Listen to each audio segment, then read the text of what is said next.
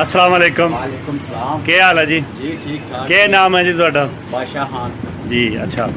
ਇਹ ਮਾਸ਼ਾਅੱਲਾ ਇਹ ਕਿਤਨਾ ਅਰਸਾ ਹੋਇਆ ਹੈ ਜਿਹੜੀ दुकान वो है 5-6 की महीने हो गए ने।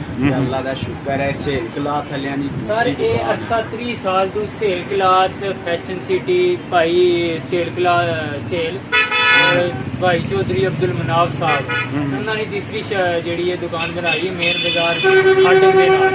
ठीक है माशाल्लाह हर तरह की वैरायटी मौजूद है मर्दाना लेडीज बुरखे बेड शीटां हर तरह की वैरायटी दस्ताब है। ठीक है जी। रेट भी बिल्कुल रीजनेबल मुनासिब।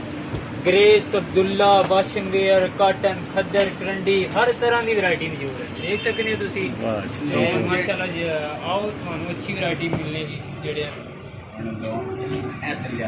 लोन ਤੁਹਾਨੂੰ ਬਰੀਜ਼ਾ 5 ਸਟਾਰ ਫਿਰਦੌਸ ਗੁਲੈਮਦ ਤੇ ਸन्ना सफीनास ਦੇ वक्कल दे लाइट दे डिजाइन इंशाल्लाह मिलणगे अच्छे तो अच्छे नवे रेट भी इंशाल्लाह मुनासिब होगा ते बाजार तो बाहर रियायत रेट मिलेगा तुम्हें। बेडशीट मारो बेडशीट